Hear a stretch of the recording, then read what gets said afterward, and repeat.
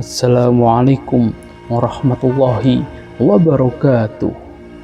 Halo sahabat Islamku, semoga ridho Allah selalu menyertai kita semua. Umat Islam mengenal adanya 25 nabi dan rasul, salah satunya yaitu Nabi Nuh alaihissalam.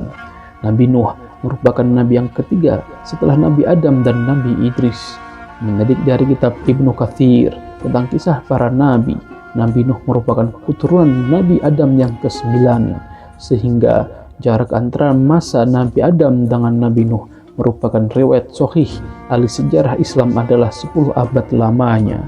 Sumber-sumber dari ahli sejarah yang diriwayatkan oleh para ahli sahih menyatakan bahwa Nabi Nuh memiliki nama asli Abdul Ghaffar atau Yashkur. Beliau merupakan putra dari Lami bin Matta. Ayah Nabi Nuh merupakan Nabi Idris, hingga Nabi Nuh merupakan keturunan Nabi Idris. Dengan kata lain, Nabi Nuh merupakan cucu dari Nabi Idris atau keturunan ketiga dari Nabi Idris. Nabi Nuh hidup di dunia sangat lama, yakni selama 950 tahun. Fakta ini dapat dari salah satu surah di dalam Al-Quran, yaitu surah Al-Ankabut ayat 14. Dan sesungguhnya kami telah mengutus Nuh pada kaumnya, maka ia tinggal di antara mereka 1000 tahun kurang 50 tahun, maka mereka ditimpa banjir besar dan mereka adalah orang-orang yang zalim. Ketika usia Nabi Nuh mencapai 480 tahun, beliau diutus menjadi Rasul melalui Malaikat Jibril. Malaikat Jibril menghadap Nabi Nuh dengan wajah yang sangat tampan, sehingga Nabi Nuh takjub dan lantas bertanya. Kemudian Malaikat Jibril menjawab bahwa ia adalah utusan Allah yang membawa risalah dan menyatakan bahwa Allah mengutus Nuh untuk umatnya yang membangkang dan zalim. Perintah pengutusan Nuh sebagai nabi tertulis pada Al-Quran surat Nuh ayat pertama. Sesungguhnya kami telah mengutus Nuh pada kaumnya. Berilah kaummu peringatan sebelum datang kepadanya azab yang pedih. Ayat ini tidak hanya menyerukan pengurusan Nabi Nuh, tapi peringatan kepada kaumnya akan azab Allah yang amat pedih.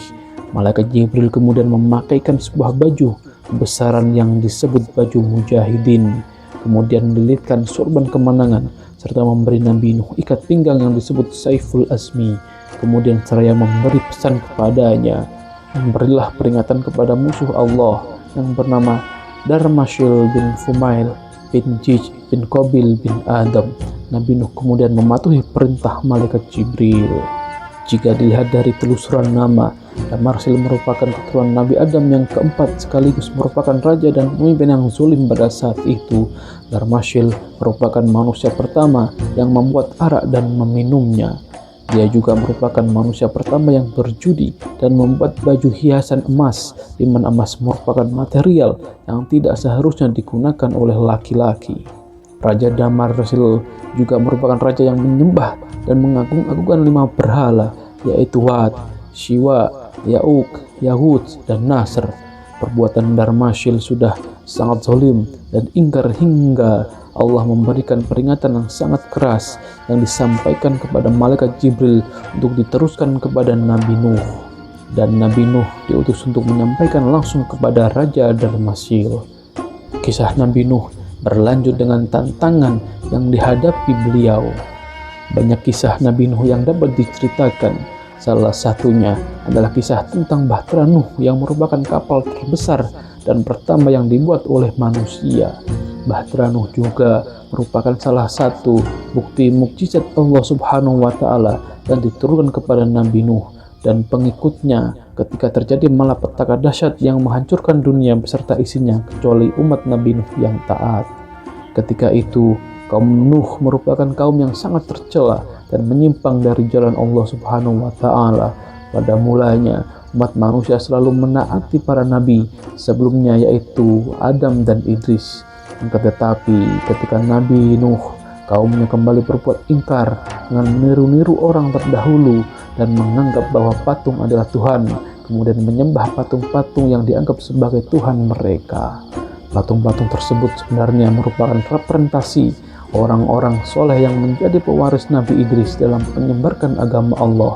Akan tetapi kaum Nuh justru salah nilai dan memahami dan menganggap roh Tuhan ada di dalam patung tersebut, dan orang-orang saleh penerus Nabi Idris adalah representasi Tuhan. Maka kemudian tersesatlah kaum Nabi Nuh. Awalnya pembuatan patung tersebut hanya untuk menghormati orang-orang saleh yang bernama Wad dan Suwa. Akan tetapi seiring berjalannya waktu dan memudarnya ilmu agama, generasi kaum Nuh perlahan mulai meyakini bahwa patung tersebut pantas disembah.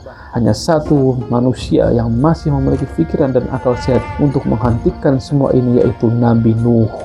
Kemudian Allah Subhanahu wa Ta'ala mengangkat Nuh sebagai nabi dan meneruskan risalah kenabian serta ditugaskan untuk membimbing kaumnya agar meninggalkan segala bentuk kesyirikan dan membebaskan kaumnya dari belenggu iblis yang menghasut untuk terus menyembah atau mengakui patung-patung tersebut sebagai Tuhan mereka, serta kembali ke jalan yang benar dan dirahmati oleh Allah Subhanahu wa Ta'ala.